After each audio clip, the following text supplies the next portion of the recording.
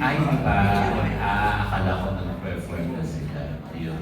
And ready ba kayo? Well, let's face it, minsan ang mga fans medyo harsh, mga bashers. Ready ba kayo if ever may mabash na bakit kayo pinili, hindi yung iba like, let's say, SB19 or Beanie? So, kayo na believe. What can you say about that? Actually po, ready na po kami doon dahil mayroon naman po talagang positive and negative feedback po when it comes sa P-pop industry po and P-pop community. But we're supporting each other po kasi P-pop community, so that's why P-pop Rise po. And we were showcasing po our talents and to be well known outside the Philippines po, so that's why po. And dagdag ko lang po, sabi ko nga po kanina, from SB19 to Beanie, meron po silang magkaibang way na nadala ang P-pop sa global stage. So kami naman po na nabigyan ng opportunity po para mapamalas po ang P-pop and ang aming kakayahan sa group. Siyempre po, gagawin din po namin yung best namin para po mapakita ko ano po ang P-pop po namin. Very well said, Carlo. Ito naman din, Zayla, if ever na hindi may iwasan, syempre, may mambash na bakit si Zayla, bakit, let's say, bakit hindi Beanie ganyan ang nasa water pump? Anong isasagot mo sa ganun?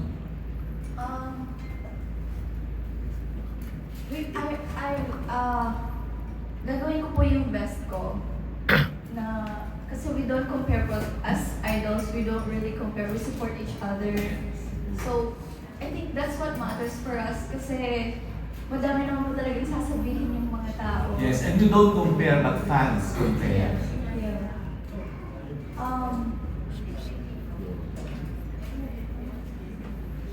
So yun nga, sa mo, you do your best and I'll do my best po and ilalabas ko yung best version ni Zayla po. okay, thank you. Sana lang, magpe-perform na kayo separately sa water pump or together? Together. What do you mean again? Magkasunod pero magkahiwalay. Yes. Okay, thank you guys again. Congratulations. Hi, susugan ko lang yung tanong ni Romel kasi sa nakaraang Wish Awards, nanalo si Josh ng SB19 as Best Hip Hop. And then yung hip hop community nag-react doon. Anong masasabi niyo doon? Since itong water bomb din kasi sa Korea ay more on hip hop siya, more than being a K-pop event.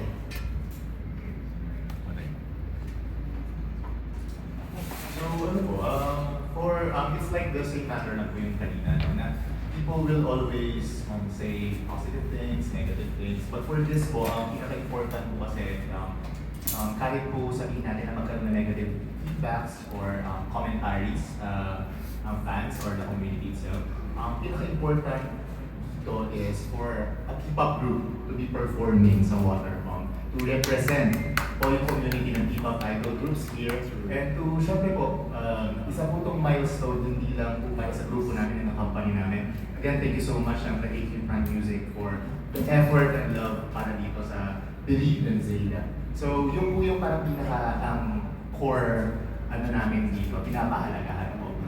Naisip na rin po namin yun, na wala, nakamabash tayo. Yung mga tanong niyo po kanina, na bakit po hindi yung mga bigger groups or so. But behind the curtains po kasi, magkakaibigan din naman po kami. So rather, naka-receive po agad kami ng mga congratulations, guys, galingan ko yung bandera natin ng P-pop. Ganun po kami sa P-pop community. And last question, ano na yung, speaking of yung bashing nga, ano na yung pinakamalala na na-throw sa inyo and paano nyo hinandle yun? Siguro isa-isa. Yung pinakamasakit. Tatanong ko dito. Yun. Yung mga bash ko, yan. Yung pinaka...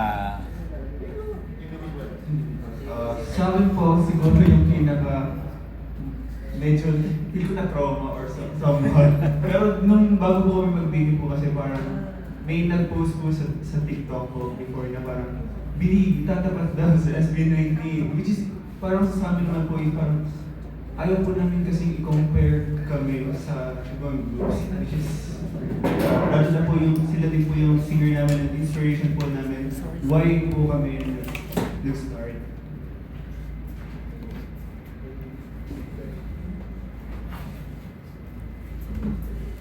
iba, hindi ba, wala ba kayo naba? Hindi ba kayo naba? Personal po. Oo. Individual, personal. Wala. Kaya Rafael wala. Sa akin kasi... Madalas yung bashing lang sa akin, cute ako eh. Bashing ba yun? Hindi, mas sa akin wala. Wala. Si Clyde. Siguro, mostly, ayun talaga, yung kino-compare talaga sa ibang groups. Because Hindi we're naman bashing. actually... Bashing ba yun? Ayun. Bashing ba yun? Yung kinukumpara kayo sa inyo? Di siya totally bashing, but like, it affects our grouping kasi how we present ourselves. Yeah.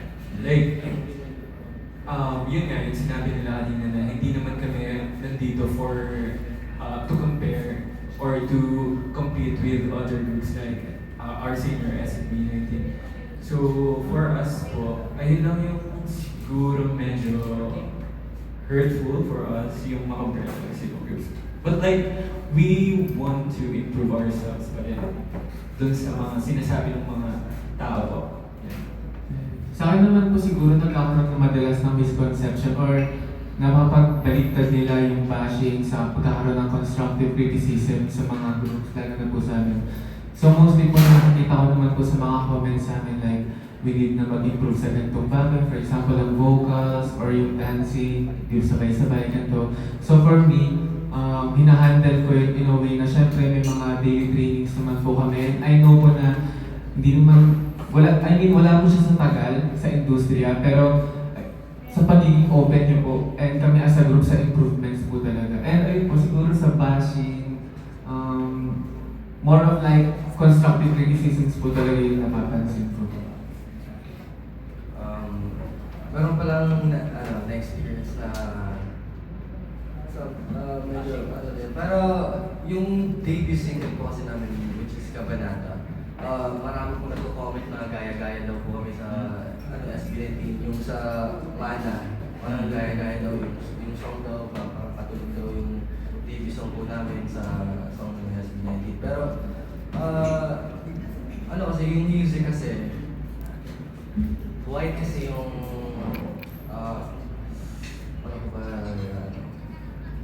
di nawawalan ng kunwari, similarities yung mga songs. Kasi, lahat ng mga songs, meron talagang parang maririnig mo ng, parang kunwari, itong song na ito, may similar vibe. Yun po yung, ng iba na, yung vibe po yung pinutukoy nilang similar, hindi po yung song totally. And ayun, yung mga bashings po, personally, I don't take them as something na ipibring lang yung sarili or parang hindi ko siya tinitignan as something na negative. Kasi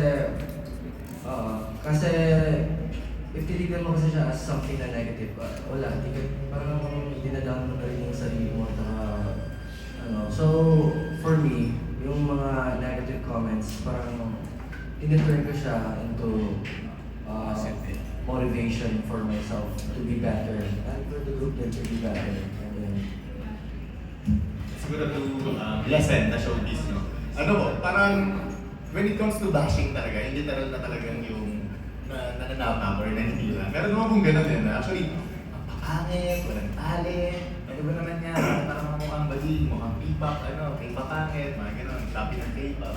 Marami pong ganun sobra, like mga worst na nakikita namin. Tapos parang, hindi naman marunong kumanta, hindi naman marunong sumayaw. So parang, siguro, to wrap up yung sagot ng mga members at kapatid ko na rin na natin dito. It's like, meron pong mga ganun, but the coping mechanism po na ginagawa namin kasi is being together. So, ina-experience po namin yun together. And since, alam naman po namin na di maiiwasan yun, talagang, parang kami na mismo yung nagpapag-provide mismo ng mga negativities na yun. So, Ayan, thank you. Bago ko ipasa, may isa na lang mukhang habol, isa na lang talaga, pero wala na yata magtatanong. Kasi ito, lagi natatanong sa mga celebrities, like particularly recently kay Stel, about physical enhancement or cosmetic surgery. Kayo guys, what's your opinion on this?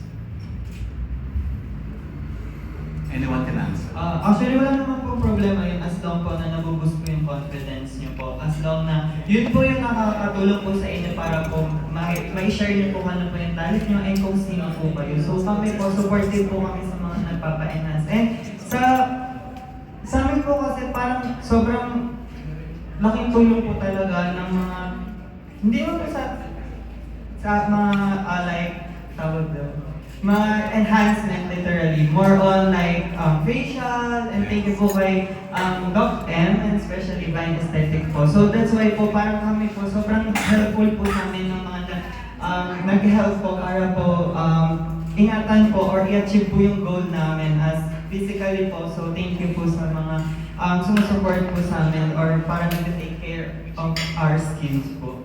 Nakapag-promo ka. Yes po! Again, thank you guys. The others pa, baka meron na